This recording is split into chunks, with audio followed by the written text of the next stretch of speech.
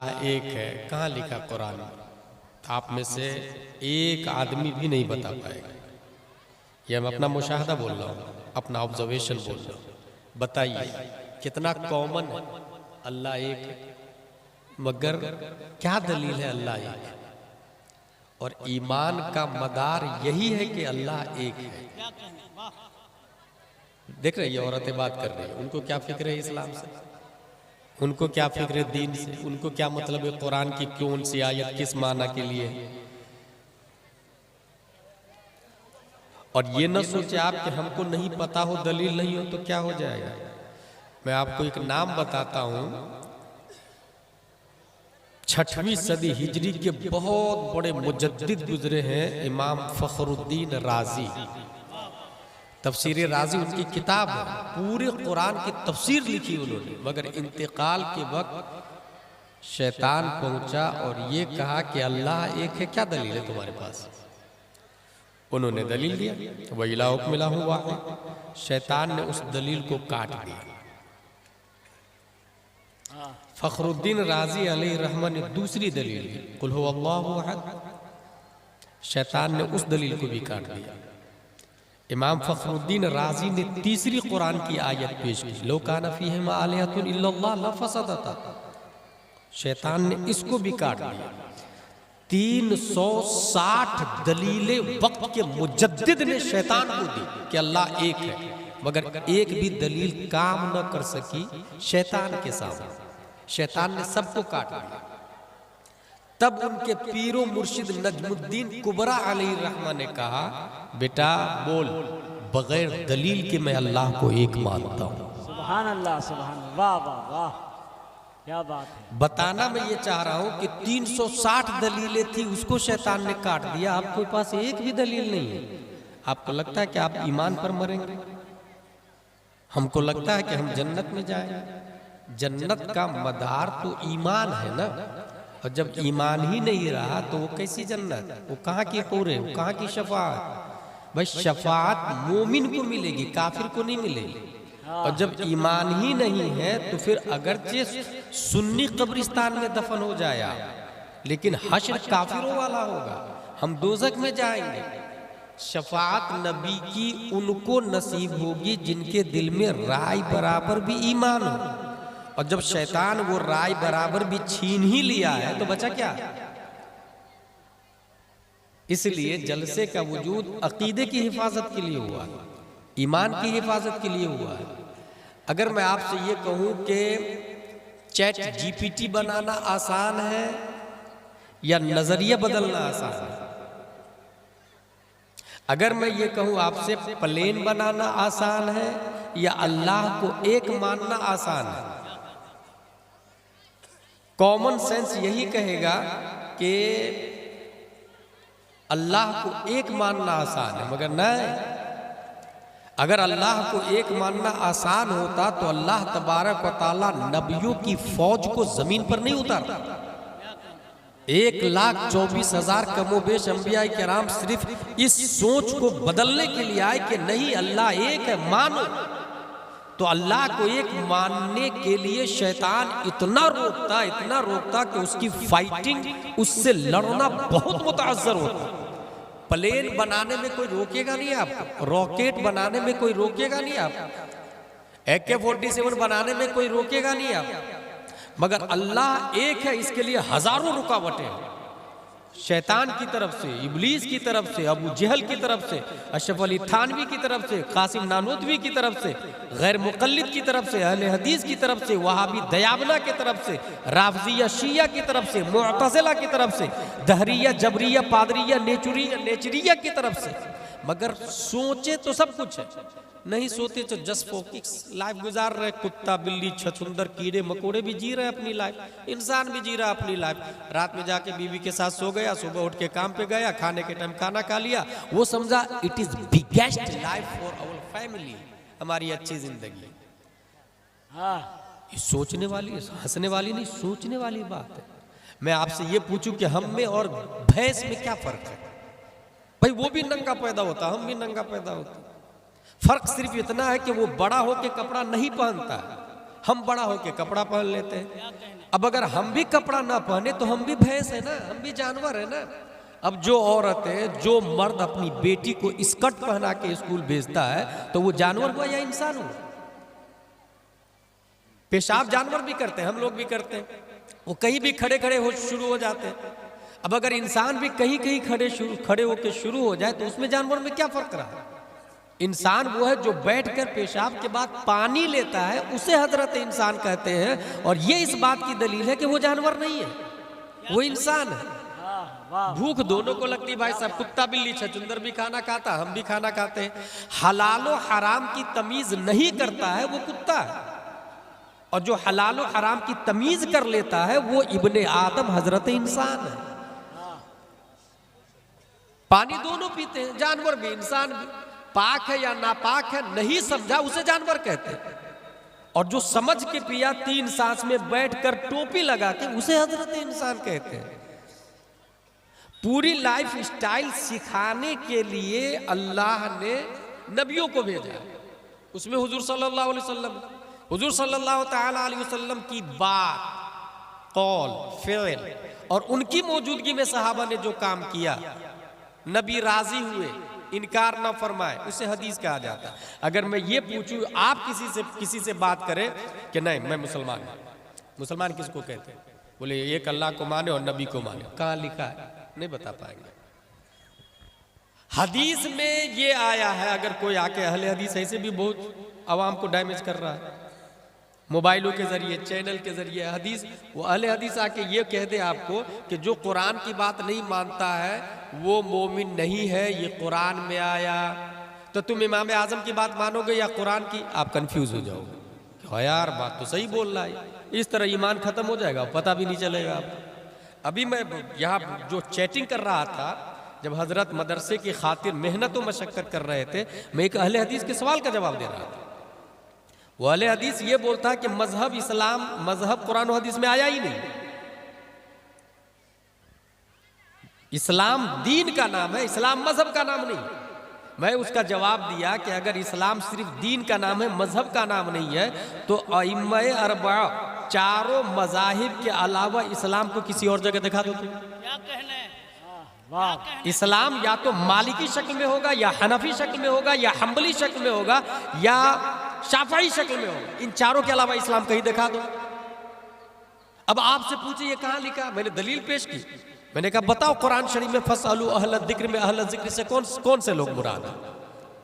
कुरान शरीफ में आ जाए, वो मय्युशाक़िक़िर रसूल मिन बाद मा तबय्यन लहुल हुदा व यत्तबि गैर सबीलिल मोमिनीन, सबीले मोमिनीन के अलावा चलने वाला गुमराह हो जाता है। यहाँ मोमिनीन के रास्ते से क्या मुराद है? ये जवाब दे रहा था, मुझ पे जवाब देना जरूरी था, मुझे वो ग्रुप में बात आ गई थी, चैनल पे बात आ गई थी। तो उलमाए किराम को दीन का दर्द है, और यहाँ हमको यही नहीं पता कि अल्लाह एक है, कहाँ लिखा हुआ है, क्या आयत है। अच्छा, इसकी बनिस्बत मैंने मिस्र में देखा कि वहाँ पर जिस वक्त मैं टैक्सी में बैठ के फिरौन को देख करके वापस आ रहा था, फिरौन की मम्मी रखी हुई है, याद रखिएगा। फिरौन बहुत बड़ा मरदूद और जालिम था, वो बोल रहा था मैं खुदा हूँ। अल्लाह ने उसकी लाश को इबरत के लिए रख दिया, आज म्यूजियम में रखा हुआ, हिल्टन म्यूजियम में। 5 रुपया लगता है हम लोग को देखने के लिए, अजहर के स्टूडेंट को। जब देखने के लिए वापस आए तो टैक्सी ड्राइवर से हमने बात की कि हम फिरौन को देख करके आ रहे हैं। उसको खुद ही नहीं पता था फिरौन यहाँ पर है। बहरहाल उस टैक्सी ड्राइवर ने एक आयत की तिलावत की। जब मैंने कहा अंता लम तारिफ फिरौन, उसने कहा ला ला लाकिन यौम ला यनफउ मालुन वला बनून इल्ला मन अतल्लाह बिक़ल्बिन सलीम। ये टैक्सी ड्राइवर पढ़ रहा था। एक टैक्सी चलाने वाला कुरान मुकद्दस की इतनी आयत दलील में पेश करता है, दलील में, कि मालो दौलत काम नहीं आएंगे अल्लाह की बारगाह में, कल्बे सलीम काम आएगा अल्लाह की बारगाह में। वाह वाह वाह, सुभान अल्लाह। एक टैक्सी वाला जब ये आयत पेश कर रहा है, और यहाँ हमारा हाल ये है सीमांचल में, बिहार में, कि हमें यही नहीं पता कि अल्लाह एक है, कहाँ लिखा हुआ। और जो मुकर्रिर तकरीर करने आता है उसको इस टाइम बैठाया जाता है। उनको कहे कि भाई मगरिब बाद से शुरू करें, जलसा 11 बजे खत्म कर दे। महाराष्ट्र में बहुत अच्छा नियम है, 10 के बाद शुरू, आगे चला ही नहीं सकते, पुलिस की गाड़ी आ रही है। बड़ी मुश्किल, बहुत पहुंचे आपकी तो 10:30 11 हो गए। इससे क्या होता है, पढ़े लिखे लोग भी सुनते हैं। आज वकला जो मुस्लिम है, जो जज है, जो गवर्नमेंट के हाई पोस्ट पर है, IAS IPS करके जो लोग गए, वो लोग जलसे में क्यों नहीं आते? कोई टाइमिंग नहीं, कोई सिस्टम नहीं, उधर पैसा उड़ा रहा, उधर नारा लगा रहा, उधर बेनज़मी बदनज़मी है। यहाँ पर मैं अभी जब वुजू करने के लिए गया तो तकरीबन 10 औरतें लाइन लगा के टॉयलेट बाथरूम में खड़ी है। कौन जिम्मेदार है इसका? जो लोग अपने घर में हर साल टाइल्स बदलते हैं, वो रसूलुल्लाह के घर में टॉयलेट बाथरूम नहीं बनवा सकते? जो लोग अपने घर में हर साल दरवाजे का कलर बदलते हैं, वो मेहमान रसूलुल्लाह का घर है मदरसा, मजहर इस्लाम, उसके दरवाजे में कड़ी है कि नहीं उसको नहीं देख सकते? जब हर साल जलसा हो रहा है यहाँ पर, तो हर साल के लिए खवातीन के लिए अलग, जेंट्स के लिए अलग इंतजाम होना चाहिए ना भाई। इस इंतजाम पे कौन गुफ्तगू करेगा? इस इंतजाम पे कौन गौर करेगा? इसका जिम्मेदार कौन हो?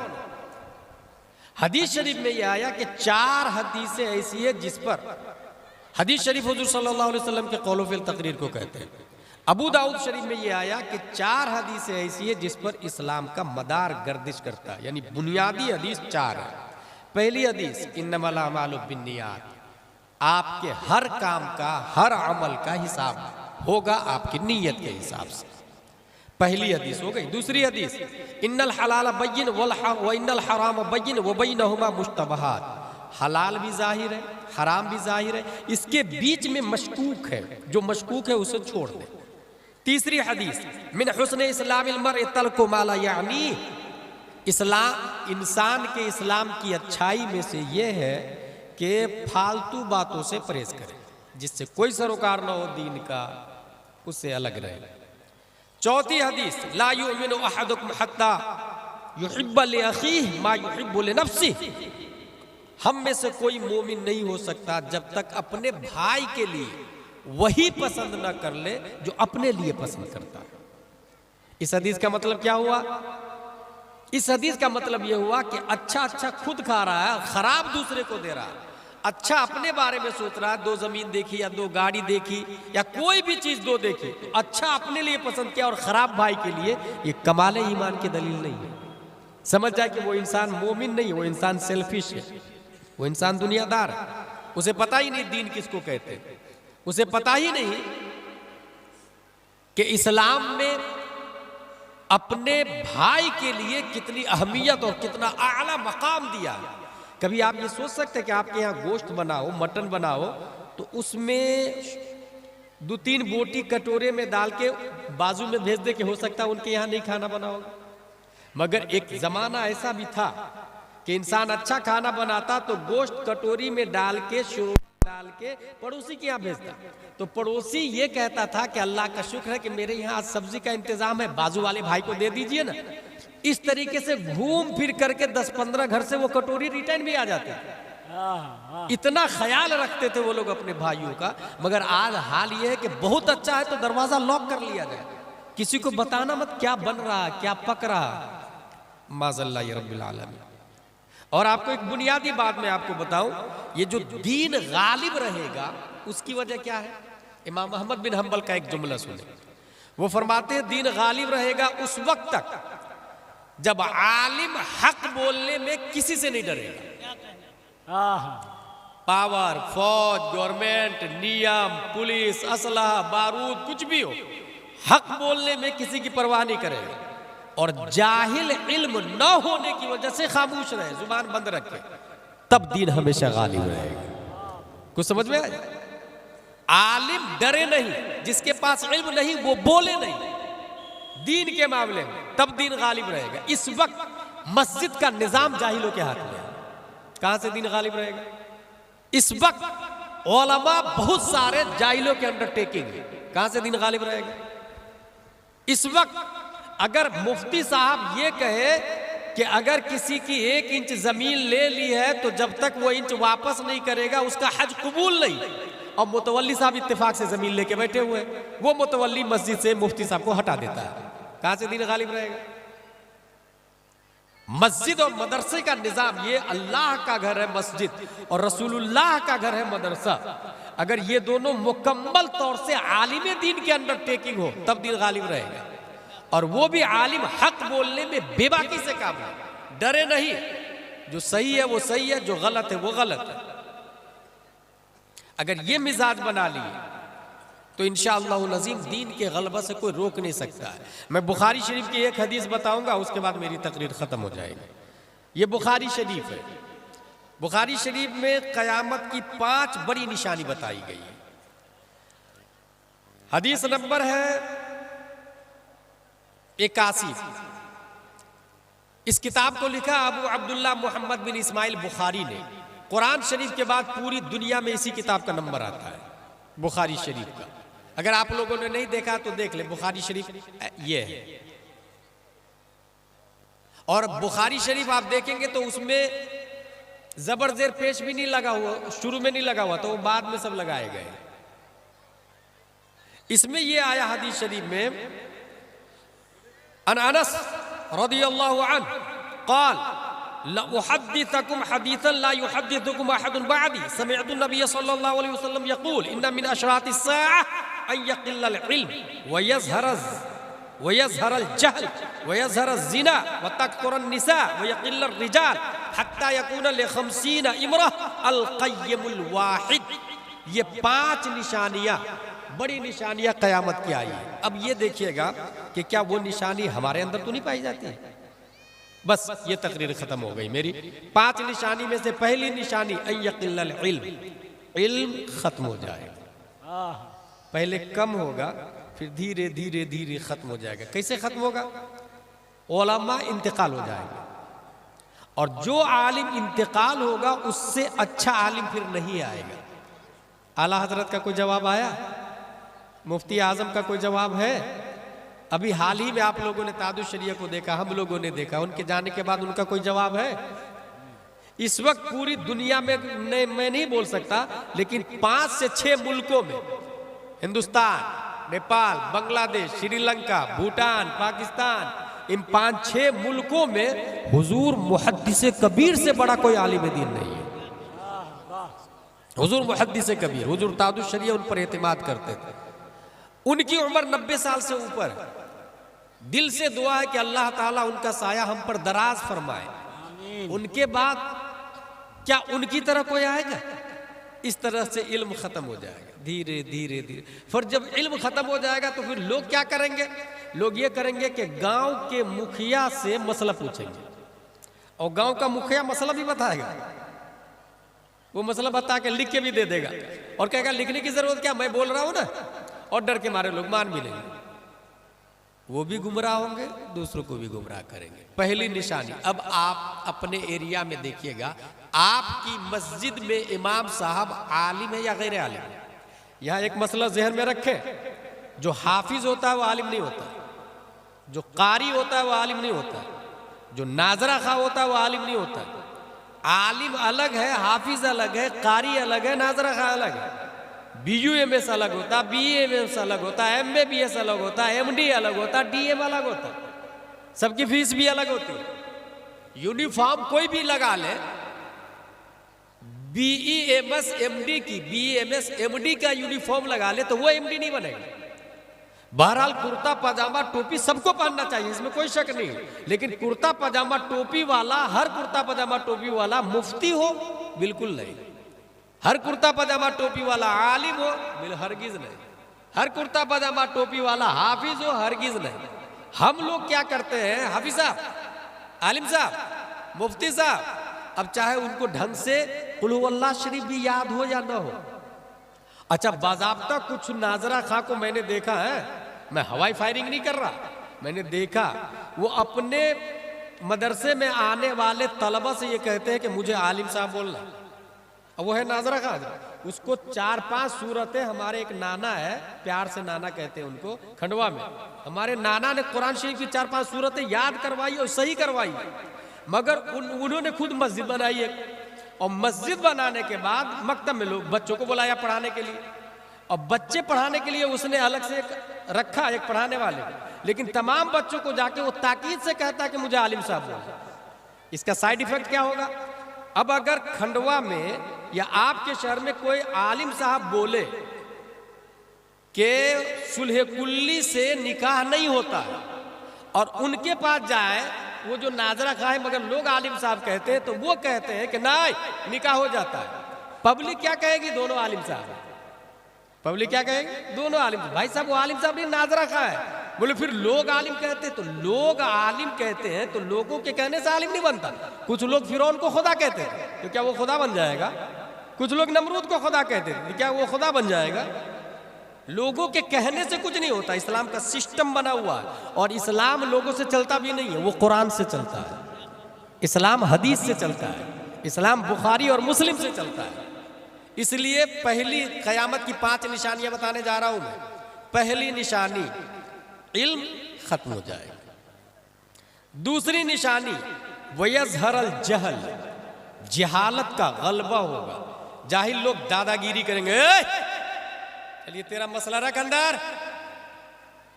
कयामत की निशानी।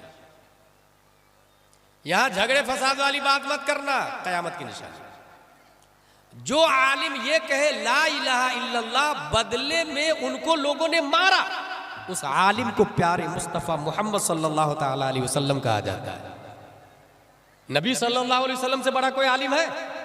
नबी ने जब ये कहा ला इलाहा इल्लल्लाह, सब लोगों का माहौल अच्छा था, सब लोग हजारों खुदा की इबादत कर रहे, मगर नबी ने कहा नहीं ला इलाहा इल्लल्लाह। लोगों ने गालियां दी, मारा भी, घर भी छोड़ना पड़ा।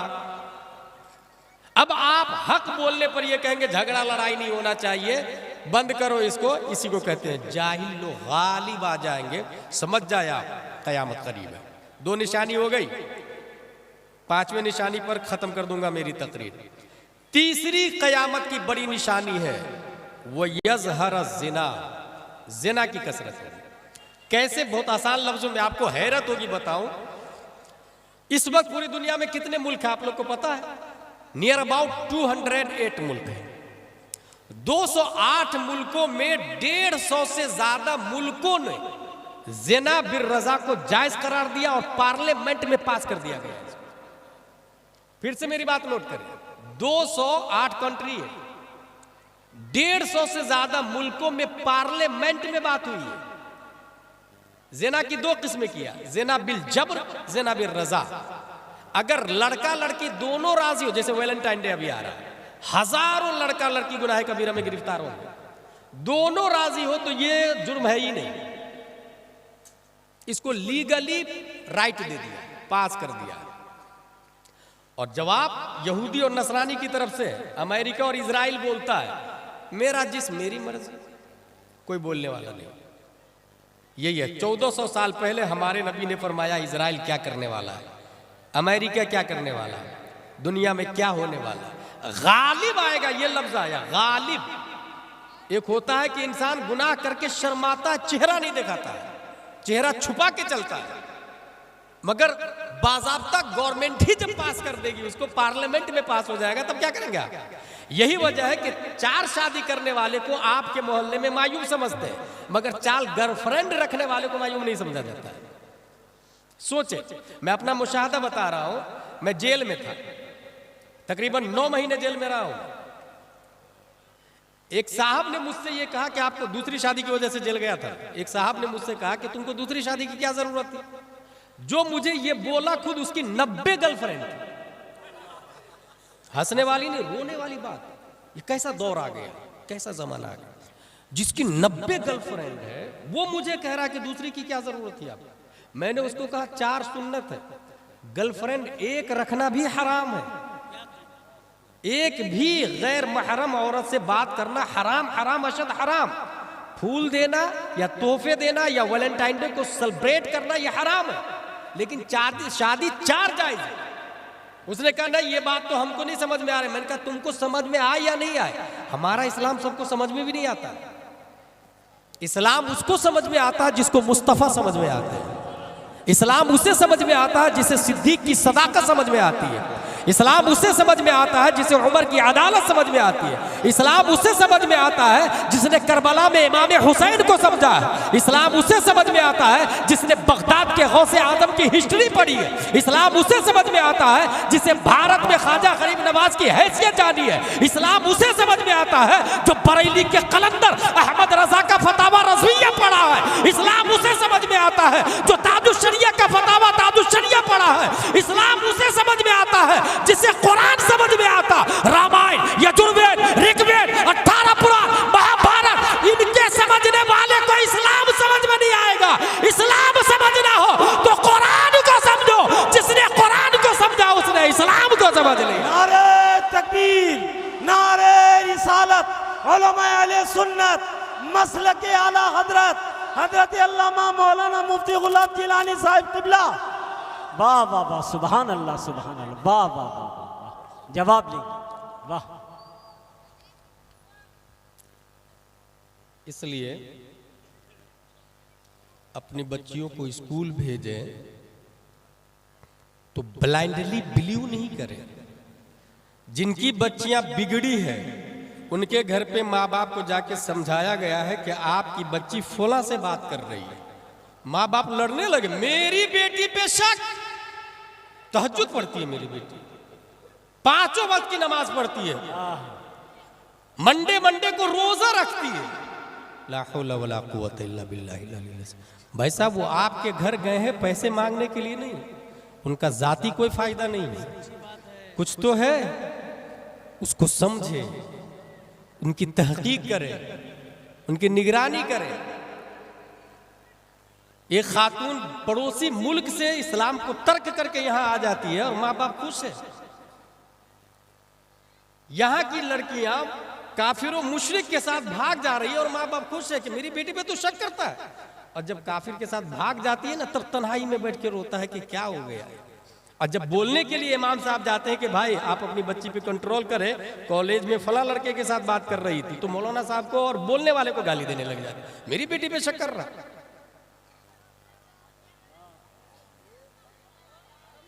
कयामत की निशानी नंबर 4, व तकसुरन निसा, औरतों की कसरत हो जाएगी। ये बुखारी शरीफ की हदीस बोलने जा रहा हूं मैं। बुखारी शरीफ किन की बात है? ये रसूलुल्लाह की बात है। बुखारी शरीफ किन की बात है? इसमें रसूलुल्लाह की बात। सब लोग बोले किन की बात है? रसूलुल्लाह तो कभी झूठ बोल ही नहीं सकते। अल्हम्दुलिल्लाह रब्बिल आलमीन।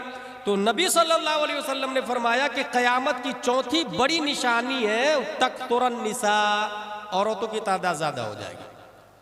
यही वजह है कि इस्लाम में एक से ज्यादा शादी की इजाजत दी है। अब आप सोचे कि 1 लाख मर्द है और 1.25 लाख औरत है, हर मर्द एक शादी करेगा तो वो बाकी 25,000 कहाँ जाएगी? वो हमारी बहन भी हो सकती है ना, वो हमारी बेवा बहन भी हो सकती है, हमारी मुतल्लका बहन भी हो सकती है ना। उसके बारे में कोई सोच रहा है? उसकी फिक्र है किसी? कोई सोचने को तैयार नहीं, और न ही कोई खातून बर्दाश्त करने को तैयार है कि मेरा शौहर दूसरी शादी करे। नतीजतन जो हाल है इसके जिम्मेदार हर फर्द है, हर आदमी है।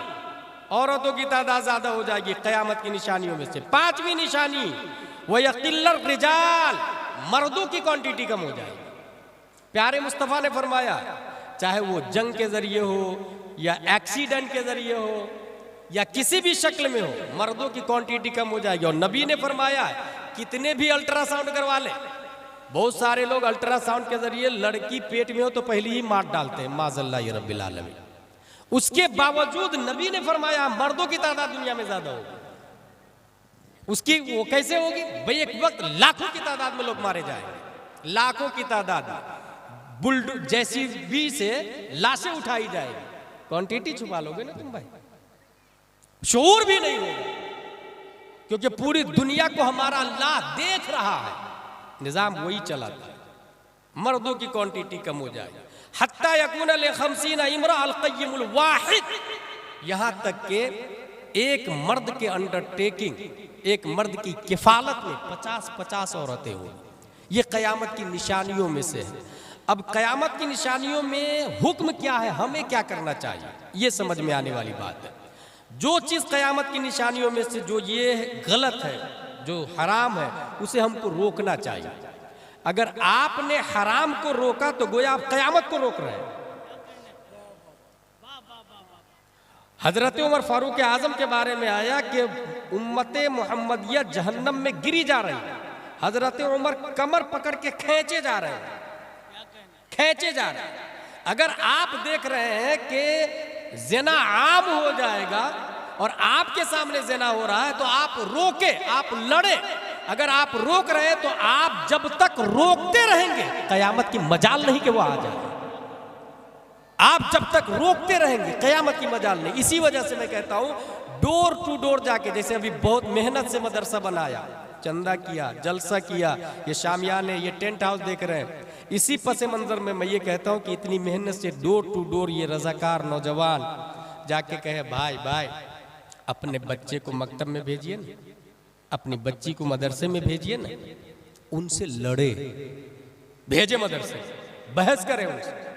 और अगर वो ये कह दे who are you interfere in my personal life, she is my daughter, he is my children, it is our matter, मेरा मामला मैं करूं या नहीं करूं, तब उसको कहिएगा जिस दिन आपका बच्चा मुर्तद हो जाएगा उस दिन सिर्फ आपकी नाक नहीं कटेगी, पूरे मोहल्ले वालों की नाक कटेगी।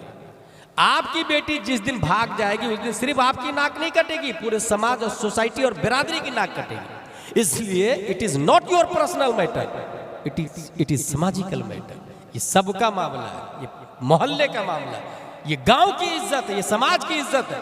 और अगर वो आपके खिलाफ FIR कर दे, आप अगर जेल में चले जाए तो मायूस मत होइएगा। जेल जाके कुरान शरीफ बुला ले, अनवार शरीयत बुला ले। जो जेल में कुरान शरीफ बुला के हिफ्ज कर लेता है उसे मुजद्दिद अल्फसानी कहा जाता है। जेल में जाके कुरान शरीफ बुलाया, हिफ्ज कर लिया, दीन की खातिर जेल में। मुजाहिद मिल्लत 8 मरतबा जेल गए, 8 मरतबा। शमसुल अइम्मा सरखसी, मैंने कहा ना उलमा हक बोलने में किसी से नहीं डरे। उस वक्त का जो जालिम हाकिम था उसके खिलाफ शमसुल अइम्मा सरखसी ने GST के खिलाफ फतवा दे दिया, खाकान बादशाह के खिलाफ। बादशाह ने कहा जेल में डाल ले, ये मुफ्ती बहुत फतवा देता है, जेल में डाल इसको। जेल में डलवा दिया, वो चले गए जेल। जेल जाने के बाद क्या किया उन्होंने, अंदर वो बंद कुआं, जेल कैसा था, बंद कुआं। कुछ उलमा गए जेलर के पास, जेलर साहब हजरत जिसको आप जेल में डाला मुफ्ती साहब को, उनसे मसला पूछने की इजाजत है? कहा हाँ पूछने की इजाजत है, मगर मुलाकात नहीं करोगे, बस बातें कर सकते हो। अंधा कुआं में डाल दिया था उनको। ऊपर से बोलते तो आवाज जाती, नीचे से वो बोलते तो आवाज आती, मगर दिखते नहीं थे एक दूसरे को। कहा ठीक। तकरीबन चंद उलमाए किराम कुएं के मेढ़ पे बैठ के मसला पूछने लगे। हजरत पूरे सर का मसा फर्ज है या चौथाई सर का या आधे सर का? अंदर से हजरत शमसुल अइम्मा जवाब देते चौथाई सर का मसा फर्ज है, पूरा कर लेना इस्तेआब, ये मुस्तहब है। उसको उलमा ऊपर लिख लेते। ये सिलसिला सवालों जवाब का 12 साल तक चलता रहा। 12 साल में उनकी बताई हुई बातों को जब छापा गया तो 20 जिल्दों में अल-मबसूत नामी किताब आज भी मुफ्तियों के लिए क्लास में दाखिल चल रही है। कुएं के अंदर, जेल के अंदर से किताब लिखी। आप तो कभी दीन के नाम पर जेल जाने से डरते? आपके बेटे को अगर कोई झापड़ मार दे, बदले में आप 2 झापड़ मारें। इसी को कहते सेल्फिश, इसी को कहते दुनियादार, जिसको दीन से कोई मतलब नहीं होता। मेरे बेटे को मारा तुमने, तुम्हारी हिम्मत कैसे हुई मेरे बेटे पे हाथ उठाने की? SP से मेरी बनती, कलेक्टर से मेरी बनती। कमजोर समझा, बुज़दिल समझा, घटिया समझा क्या? 2 झापड़ मारेंगे उसको, बदले में FIR हो जाए तो थाने में जाके रिश्वत देकर के भी बहुत कुछ करवा लेंगे आप। यही होगा ना। मगर अगर कोई शख्स हजरत अबू बकर को गाली दे, हजरत उमर को गाली दे, हुजूर सल्लल्लाहु अलैहि वसल्लम की शान में तौहीन करे, कुरान शरीफ के खिलाफ कोई काम करे, तो किसी के सर में जूं भी नहीं रेंगता, कोई सोचता भी नहीं। हमारे बेटे को तुमने मारा। तारीख में मैदान में एक आदमी की बात बताऊं मैं। एक आदमी ने, एक बेटे ने अपने बाप से इस्लाम लाने के बाद कहा, बेटे ने अपने बाप से कि जंगे बद्र में आप मेरी तलवार की जद में आ गए थे, मगर बाप होने की वजह से छोड़ दिया मैंने आपको। बेटा ने बाप से कहा जंगे बद्र में मेरे निशाने पर आप थे, मैं चाहता था एक ही तलवार मारता गर्दन उड़ा देता आपकी, मगर बाप होने की वजह से छोड़ दिया। जानते हैं बाप क्या जवाब देते हैं? बाप का जवाब है खुदा की कसम अगर तू मेरी तलवार की जद में आता तो गद्दार मुस्तफ़ा होने की बुनियाद पर तुम्हारी गर्दन उड़ा देता, और हरगिज मैं नहीं सोचता कि तू मेरा बेटा है, क्योंकि कि जो नबी का वफादार नहीं वो मेरा बेटा नहीं हो सकता है, जो नबी का गद्दार है वो मेरा बेटा कैसे हो सकता है? जो नबी का है वो मेरा है, जो नबी का नहीं वो मेरा नहीं, वो कोई और नहीं, अबू कहाफा का बेटा हजरत अबू बकर सिद्दीक रज़ी अल्लाह तआला अन्हु के साथ। इसलिए हुजूर ताजुल शरीयत जाते जाते एक पैगाम देके गए, सुलह कुल्ली नबी का नहीं सुन्नियों, सुन्नी मुस्लिम है सच्चा नबी के लिए। आज की तकरीर का बुनियादी मकसद जो आप अमल करेंगे वो ये, अपनी मस्जिद में इमाम साहब आलिम रखें, अगर हाफिज हो तो उनकी जगह एक और आलिम लाए, हाफिज को हटाए मत, आलिम उनकी जगह 2 इमाम रखें। हर बच्चा हर बच्ची मस्जिद के मकतब में जाना चाहिए, अरबी के साथ साथ में उर्दू लाजिमन पढ़ाए। अगर कोई ये सोचता है, जैसा होता है ना कि लड़की देखने जाते हैं तो ये कहते हैं कि आपकी बेटी क्या पढ़ाई की है, बोले वो 10वीं पास, बोले दीनी तालीम, बोले हाँ दीनी तालीम है ना, 5 बार कुरान शरीफ भी पढ़ ली है। भाई साहब एक बात ज़हन में बैठा ले, 5 बार नहीं 50 बार भी पढ़ ले कुरान शरीफ, ये दीनी तालीम है ही नहीं। किसने बोल दिया कुरान पढ़ना दीनी तालीम है? भाई कुरान समझना दीनी तालीम है, कुरान पढ़ना दीनी तालीम नहीं। Understanding holy Quran that is दीनी education, not only reading education. कुरान खानी का नाम दीनी तालीम नहीं, कुरान दानी का नाम दीनी तालीम है। इसलिए अरबी के साथ साथ अपनी बच्चों को उर्दू, तामीर अदब अव्वल दोम सो, मनवार शरीयत, बार शरीयत, ये लाजिमन पढ़ाए, लाजिमन पढ़ाए। और इस सिलसिले में ये जहन में रखें कि इमाम साहब आपके, चूंकि अगर हम यहाँ पर ये ऐलान करें कि ताजुल शरीयत मस्जिद बनानी है, कौन देगा पैसा? चंद लोग खड़े हो जाएंगे, हजरत हजरत जिसको अल्लाह ने दौलत दी, मेरी तरफ से पूरी मस्जिद का सरिया, ठीक है भाई। दूसरा आदमी, हजरत मेरी तरफ से पूरी ईंट। 5 करोड़ की मस्जिद 5 साल के अंदर बनके तैयार हो जाती है। 5 करोड़ की मस्जिद, देखिएगा गौर कीजिएगा, ये पब्लिक कहाँ जा रही है, इस्लाम से कितना दूर हो गई है। 5 करोड़ की मस्जिद तैयार हो गई, क्यों भाई 5 करोड़ की मस्जिद क्यों तैयार हो गई? अब 5 करोड़ की मस्जिद तैयार हो गई, अब ये ऐलान करे कि उसमें एक मुफ्ती लाना है जो अशरफिया, जमदाशाही, रोनाई, अमजदिया अच्छे इदारे से फारिग हो, काबिल मुफ्ती लाना है जो हाफिज भी हो, कारी भी हो, और आलिम भी हो, और मुफ्ती भी हो। उनकी तनख्वाह रहेगी 40,000 रुपये। कौन देगा पैसा? 12 लोग खड़े हो जाए जिनका इनकम एक महीने में 3 लाख 4 लाख रुपये है। आप बताइए, एक महीने में 3 लाख इनकम हो, साल में एक बार 40,000 रुपया देना है, ऐसे 12 लोग खड़े हो जाए, कोई नहीं खड़ा होगा। क्यों भाई? मस्जिद बनाना सवाब का काम है, काली किसने बोला? जहां ये लिखा है मम बना लिल्लाहि मस्जिदन बनल्लाहु लहु फिल जन्नह बैतन, वहीं पर ये लिखा है मल्लम यारिफ हक़्क़ल आलिमिना फहुव लैसा मिन्ना। वहीं ये लिखा है वल्लदीना उतुल इल्म दरजात। वहीं ये लिखा है कुल हल यस्तविल लदीना यअलमून वल्लदीना ला यअलमून। आप 5 करोड़ की मस्जिद से जाके पूछिए, 5 करोड़ की मस्जिद साहब नमाजे फज्र में कितनी रकात है? 5 करोड़ की मस्जिद बताएगी आपको। नमाज फज्र में 4 रकात है, 2 सुन्नत 2 फर्ज। आप जाके मिंबर से कहे, मकराना से आप तशरीफ लाए हैं, मार्बल के हैं, मिंबर साहब आप तो 50,000 के हैं, आप ही बता दीजिए ना, सुन्नते गैर मुअक्कदा में अगर कादा ऊला नहीं किया तो नमाज होगी कि नहीं होगी? वो बताएगा। उससे पूछे, दरवाजा मस्जिद 5 करोड़ के दरवाजा से पूछे, 5 करोड़ की मस्जिद में जो दरवाजा लगा है, 1 लाख का दरवाजा, बहुत बड़ा दरवाजा साहब आप बता दीजिए ना, अहले हदीस और सुन्नी में क्या फर्क है? वो बताएगा। अभी राफजियत बहुत शबाब पर चढ़ रही है, हर शख्स बोल रहा है कि मुरीद उससे होना चाहिए जो सैयद हो, और वो लोग हजरत अली को खूब ऊपर बढ़ाते हैं और माज़अल्लाह हजरत अबू बकर की तौहीन करते हैं। अमीर मुआविया को जहन्नमी कहते हैं माज़अल्लाह। आप जाके पूछे दरवाजा से कि बताइए दरवाजा साहब, आप तो 1 लाख के हैं। हजरत अबू बकर सबसे बड़े सहाबी है या हजरत अली सबसे बड़े सहाबी है, वो दरवाजा बताएगा। इसका मतलब क्या हुआ? 5 करोड़ की मस्जिद साइलेंट है, वायलेंट इमाम है। मस्जिद साकित है, नातिक इमाम है। मस्जिद खामोश है, बोलता इमाम है। 5 करोड़ की मस्जिद से इस मोहल्ले की जहालत का खात्मा नहीं होने वाला। जहालत का खात्मा मस्जिद से नहीं, इमाम साहब से होता है। इसलिए अगर 5 करोड़ की मस्जिद बना ली और इमाम नाजरा खा रखा तो जाहिल के जाहिल ही लोग रहेंगे। और अगर मस्जिद खजूर की शाख तना पत्तियों की बनी हुई हो और इमाम इमामुल अंबिया हो तो मुक्तदी अबू बकर पैदा होते हैं, तलहा जुबैर और हंज़ला पैदा। इसका मतलब क्या हुआ? मतलब ये हुआ कि मस्जिद पर कम ध्यान दे, इमाम पर ज्यादा ध्यान दे। कम ध्यान दे का मतलब मस्जिद कमजोर भी रहेगी, इमाम स्ट्रांग रहेगा तो हजारों मस्जिदें बन जाएगी।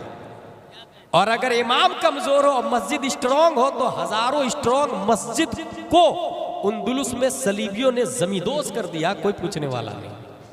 इसलिए इमाम स्ट्रांग होगा तो मस्जिद स्ट्रांग होगी।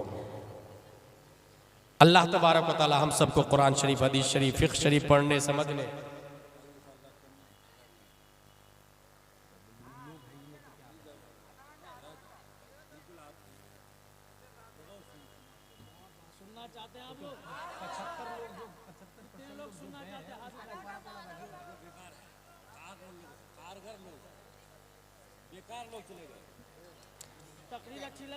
दुरूद शरीफ पढ़े। अल्लाहुम्मा सल्लि अला सय्यिदिना व मौलाना मुहम्मद व आलिहि व सहबिहि बारिक वसल्लम। सलातु व सलामुन अलैका या रसूलल्लाह सल्लल्लाहु तआला अलैहि वसल्लम। चूँकि मेरे भाई कहीं भी समझने वाले, समझदार और सूझबूझ रखने वाले ये कम ही लोग होते हैं। देखिए जितनी खवातीन आई थी उसमें भी 75% जा चुकी है, जितने जेंट्स आए थे उसमें भी 75% जा चुके हैं। ये जो इंतजामिया कमेटी वो अपनी गलती तस्लीम नहीं करेंगे कि हमको आइंदा साल से 12 बजे से पहले जलसा खत्म कर देना है, एक मुकर्रिर खुसूसी बुलाना है और एक नातखा को बुलाना है, नादिर जमाली साहब को बस, और उसके बाद मखसूस टाइम में मखसूस प्रोग्राम हो ताकि सब लोग मैसेज लेके चले जाए। मैं एक बुनियादी मैसेज को हमको कहा जा रहा है, मैं फिर से बोल देता हूँ। बुनियादी बात यह है कि इस वक्त हम लोगों में 98% बच्चे कॉन्वेंट में पढ़ते हैं, सेंट पायस सेंट जोसेफ में पढ़ते हैं। ठीक है, कोई हराम नहीं, कोई बुरी बात नहीं। मगर एक सवाल है कि जो लोग कॉन्वेंट सेंट पायस सेंट जोसेफ से पढ़ के IAS IPS बने हैं, SP कलेक्टर बने हैं, उनसे जाके पूछिएगा कि आपने जो नर्सरी में पुस्तक पढ़ी थी CBSE पैटर्न का, वो पुस्तक कहाँ है? Hey you, what are you asking? I don't know. वो तो बचपना था मेरा, may be my parents know about it. मेरे माँ बाप को पता होगा, उनके माँ बाप के पास जाए। आपका बेटा कलेक्टर है, SP है, आपके बेटे ने जो CBSE पैटर्न में वो जो नर्सरी में किताबें पढ़ी थी वो कहाँ है? बोले वो तो मुझको याद आ रहा है, वो भंगार में ठेला वाले को मैंने दे दिया था। अच्छा, ठेला वाले से जाके पूछे, भाई वो जो कलेक्टर बना है उसने जो नर्सरी में किताब पढ़ी थी वो कहाँ है? ठेला वाले ने कहा मैंने तो होटल वाले को दे दिया था। होटल वाले भाई साहब आपने क्या किया? कहा मखसूस साइज में कटिंग करके मैंने समोसा कचौड़ी पकौड़ी डाल के बेच दिया। समोसा खाने वाले भाई साहब आपने क्या क्या कहा? मैंने समोसा खा के पेपर को डस्टबिन में डाल दिया। डस्टबिन के साथ क्या सलूक हुआ? नगर निगम की गाड़ी आई, डस्टबिन में से डस्ट को अपनी आगोश में ली और शहर की सबसे गंदी जगह जाके उसे डंप कर दी। A question arise in our mind, जिसने कलेक्टर बनाया वो शहर की सबसे गंदी जगह पड़ा हुआ है। कुत्ता बिल्ली उस पर पेशाब कर रहे, कोई पूछने वाला नहीं। नजासत गलीजा में पड़ा हुआ वो कागज, कोई पूछ रहा है उसके बारे में?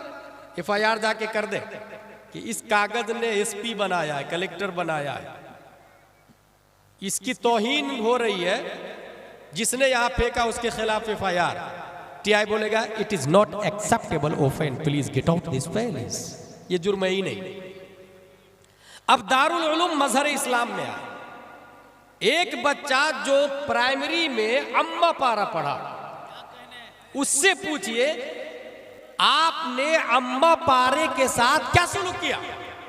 उस तालिबे इल्म ने कहा कि जब मैं अम्मा पारा के बाद कुरान शरीफ पर आया तब उसकी अहमियत और बढ़ गई, जब मैं एदादिया में गया तो उसकी अजमत और बढ़ गई, जब ऊला सानिया सालसा राबिया खामिसा सादिसा साबिया सामिना फजीलत तखस्सुस फिल फिक्र मुफ्ती बना, तब मुझे समझ में आया वो अम्मा पारा जो मैंने प्राइमरी में पढ़ा था उसके बारे में आलिम का फतवा नहीं, मुफ्ती का फतवा नहीं, सहाबा का फतवा नहीं, अंबिया का फतवा नहीं, रब का फतवा है। ला यमस्सुहु इल्लल मुत्तहरून, बगैर वुजू के इस कागज को छूना भी मत,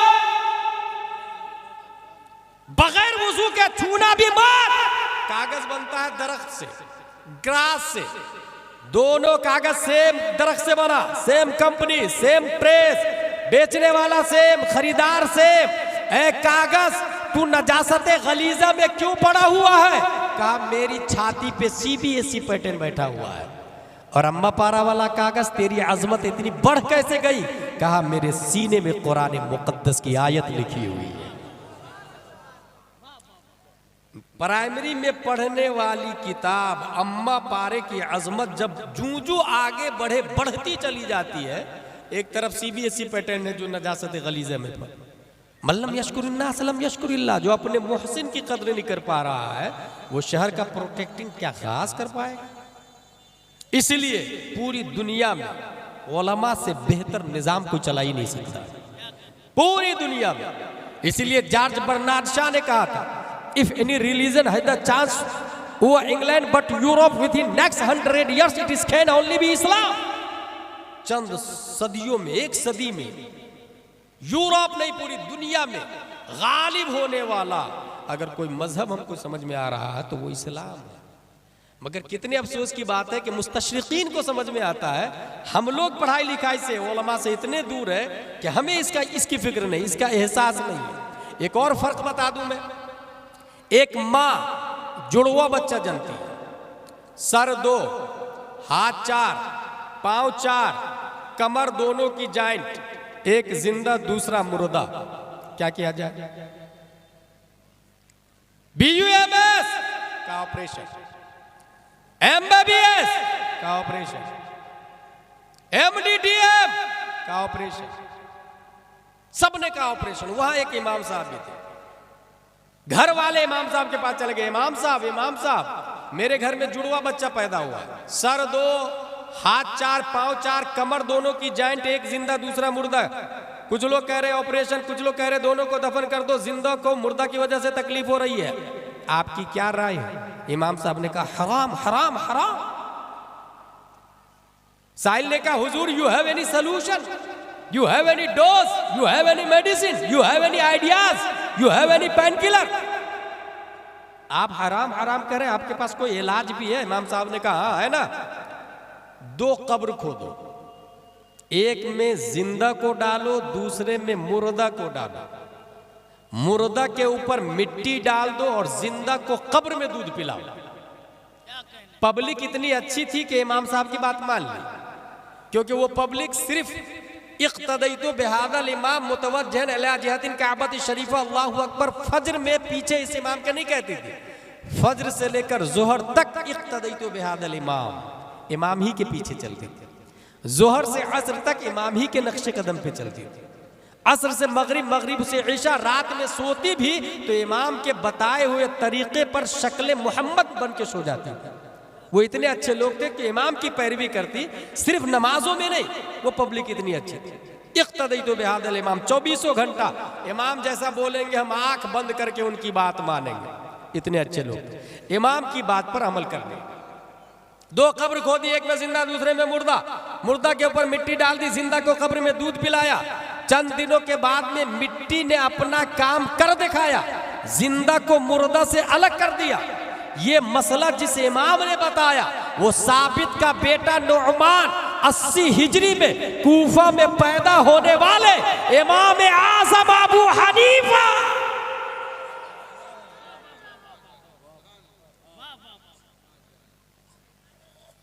इसका मतलब क्या हुआ?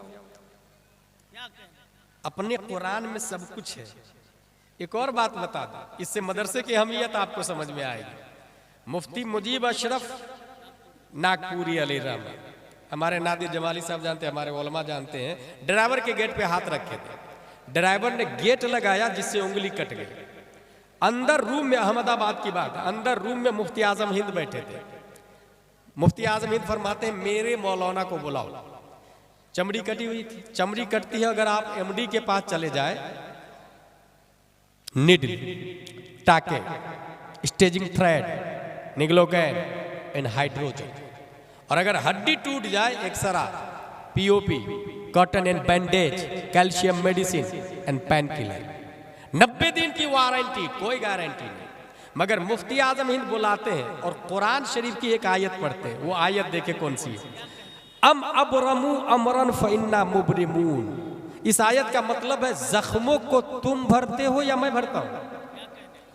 कटी हुई उंगली को मुफ्ती आजम हिंद ने अपनी उंगलियों के दरमियान में लिया और पढ़ना शुरू किया। अम अबरमू अमरन फइन्ना मुबरिमून, अम अबरमू अमरन फइन्ना मुबरिमून, अम अबरमू अमरन फइन्ना मुबरिमून। चश्मदीद गवाह का कहना है कि खून भी बंद हो गया, चमड़ी भी जुड़ गई। पता ये चला मेडिसिन में जो कमाल नहीं है, अल्लाह ने कुरान मुकद्दस की आयतों में वो पावर दे दिया है।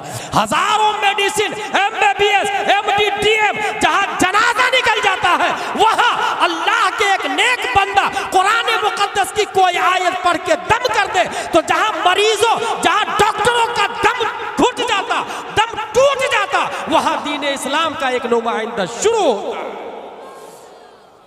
इसलिए में हुआ क्या है, ये लोगों के अंदर मादा परस्ती ज्यादा आ गई। इसलिए मैंने कहा ना 40,000 तनख्वाह दे इमाम को, ताकि आप खुद कहेंगे कि मौलाना बनाने में फायदा है, 40,000 तनख्वाह मिलेगी। दीन का काम करना है तो पैसे ही से करे ना। 40,000 50,000 तनख्वाह दे, अपने बच्चे को आलिम बनाए। क्योंकि लोग क्या सोच रहे हैं, फ्यूचर क्या है, 10,000 की, 15,000 की, 20,000। अब एक बहुत मोटी बात बता रहा हूं आपको, बहुत बुनियादी बात है। अगर मैं यहां से एक मच्छर पकड़ा, ये मच्छर पकड़ लिया, कौन खरीदेगा? 5 रुपये में। आप लोग कहेंगे are you idiot, nonsense, bullshit. मच्छर बेच रहा है 5 रुपये में, कोई खरीदेगा? मगर हदीस शरीफ के अंदर आया है पूरी दुनिया की वैल्यू मच्छर के पर बराबर भी नहीं है। सोचे, शॉकिंग न्यूज। 1 स्क्वायर फीट जमीन के लिए बरसों लड़ाई होती है। मकान के लिए मैंने दुनिया में कम ही भाई देखे जो बाप की प्रॉपर्टी में बगैर लड़े अलग अलग हो गए। पूरी दुनिया की वैल्यू मच्छर के पर बराबर भी नहीं है। मच्छर बेचने वाले को बेवकूफ समझा जा रहा है, मगर जमीन के लिए लड़ने वाले को अक्लमंद समझा जा रहा है। सोचे आप, जो जमीन के लिए लड़ रहा है वो बेवकूफ हुआ या मच्छर बेचने वाला बेवकूफ हुआ? पूरी दुनिया की वैल्यू मच्छर के पर बराबर भी नहीं, फिर भी जमीन के लिए लड़े जा रहे हैं। इसलिए कभी भी इख्तिलाफ हो तो मदारिस की तरफ आए। मैं हिंदुस्तान में एक मदरसे को जानता हूं, तकरीबन 400 के आसपास बच्चे हैं, मगर मदरसे में खाना नहीं बनता। गांव वाले कहते हैं जब तक हमारे घर में हम जिंदा है हम खाएंगे, मेहमान रसूल भी खाएंगे। और जानते हैं नादिर जमाली साहब वो मदरसा कौन सा है? दारुल उलूम मुजाहिद मिल्लत। 400 तलबा, किचन नहीं है वहां, खाना बनता ही नहीं। गांव वाले कहते मैं खिलाऊंगा, रसूलुल्लाह के मेहमान है ये, और रसूलुल्लाह के मेहमान खाएंगे तो सदक़े में मैं भी खाऊंगा। अगर मटन बनाए तो रसूलुल्लाह के मेहमान की नीयत से बनाए, सदक़े में आप भी खा लेंगे। खीर बनाए तो रसूलुल्लाह के मेहमान को खिलाने की नीयत से बनाए, सदक़े में आप भी खा लेंगे। अगर ये मिजाज बना लिया आपने तो मैं समझता हूं मजहर इस्लाम को अशरफिया बनने में टाइम नहीं लगेगा। मगर इतने सालों से ये इदारा जू का तू है, कोई पूछने वाला नहीं, कोई सोचने वाला नहीं। एक आखिरी बात, इस वक्त चैनल के जरिए दीन को डिस्ट्रॉय किया जा रहा है, तबाह बर्बाद किया जा रहा है, दीन को निस्तो नाबूद किया जा रहा है। हमारे में जिसके पास अल्लाह ने दौलत दी है, चूंकि एक चैनल खोलने के लिए मिलियन बिलियन लगता है, जिसको अल्लाह ने दौलत दी है वो दीन की फिक्र नहीं है उसको, और जो उलमा दीन की फिक्र करते हैं उनके पास पैसे नहीं है। इसलिए हमने एक चैनल खोला है, और ये चैनल टीवी पे नहीं चलेगा। ये चैनल आप में से हर एक के पास मोबाइल है, उस मोबाइल पे मेरा चैनल चलेगा। और वो चैनल वीडियो वाला नहीं है, यूट्यूब वाला नहीं है, और पैसा कमाने के लिए भी नहीं है। वो channel audio channel, text message आएगा। 24 घंटा में एक बार मैं उस चैनल पर आता हूँ, 4 से 5 मिनट अकीदे की बुनियादी बातें करता हूँ। उसको गौर से सुनेंगे, उस पर अमल करेंगे। चैनल से जुड़ने के लिए मैं नंबर भी दे रहा हूँ आपको। अपना अपना मोबाइल निकाले, सब लोग नंबर लिखे, और नंबर लिखने के बाद ये मैसेज कीजिएगा, मुझे अपने चैनल का लिंक भेजिए। इससे ज़्यादा लिखा या किसी ने बार बार फ़ोन किया तो उसको ब्लैक लिस्ट में डालने में टाइम नहीं लगेगा मुझको। इसलिए लोग परेशान ज़्यादा करते हैं और सीखते कम। इसलिए सिर्फ ये मैसेज करना है।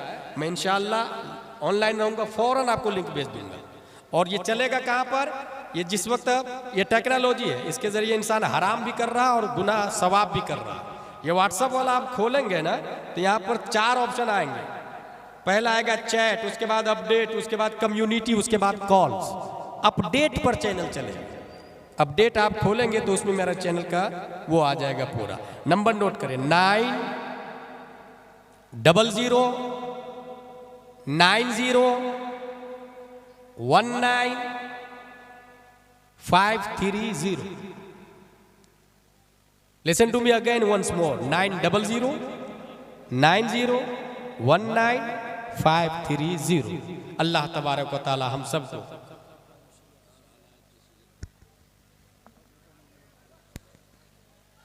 अल्लाह ताला हम सबको कुरान शरीफ, हदीस शरीफ, फ़िक़्ह शरीफ पढ़ने, समझने, अमल करने की तौफीक अता फरमाए। आप लोगों ने हमको देखा है, उलमाए किराम को देखा है, अल्लाह को नहीं देखा है। और अल्लाह को इंसान देख भी नहीं सकता। अल्लाह को दिल की आंख से तो देखा जा सकता है, सर की आंखों से देखना वो हाल है। अगर कोई ये कहे कि नहीं मैंने सर की आंख से अल्लाह को देखा, तो वो मोमिन रहेगा ही नहीं। यह अहले सुन्नत व जमात का अकीदा है। लेकिन अल्लाह एक है, ये दलील है हमारे पास, चश्मदीद गवाह मौजूद है हमारे पास। वो कौन? शबे मेअराज हुजूर सल्लल्लाहु अलैहि वसल्लम ने अल्लाह को देखा है, ठीक है। और रसूलुल्लाह को अबू बकर, उमर, उस्मान और अली ने देखा है।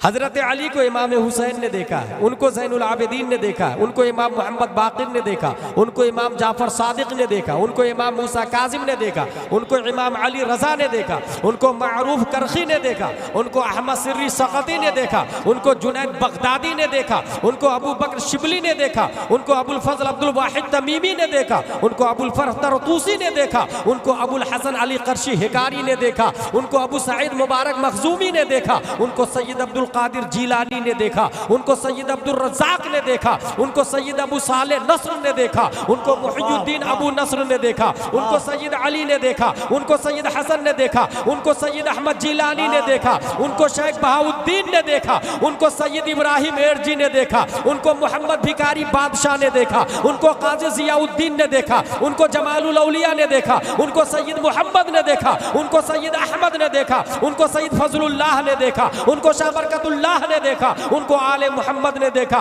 उनको सैयद हमजा ने देखा, उनको आले अहमद अच्छे मियाँ ने देखा, उनको आले रसूल अहमदी ने देखा, उनको अबुल हुसैन अहमदी नूरी ने देखा, उनको इमाम अहमद रजा खान ने देखा, उनको मुफ्ती आजम ने देखा, उनको ताजुश शरिया ने देखा, और ताजुश शरिया को हम सुन्नियों ने देखा। नारे तकबीर, नारे रिसालत, उलमाए अहले सुन्नत, उलमाए अहले सुन्नत, मसलक आला हजरत हजरत अल्लामा मौलाना मुफ्ती गुलाम जिलानी साहब। वाह वाह वाह, सुभान अल्लाह, सुभान अल्लाह। एक और ख़ास बात बता दूं, वाह, अच्छे लोग यहाँ बने होना चाहिए। इसके लिए क्या ज़रूरी है? इसके लिए जो सबसे बुनियादी चीज़ है वो ये कि जो लोग अपने बेटे के लिए रिश्ता ढूंढ रहे हैं, वो उस लड़की को पसंद करे जो लड़की नकाब पहनती हो। वाह वाह।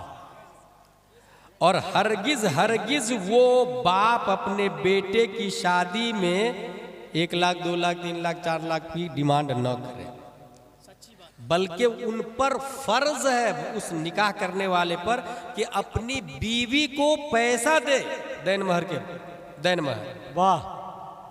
मर्द पे फर्ज है कि वो औरत को पैसा दे निकाह के लिए।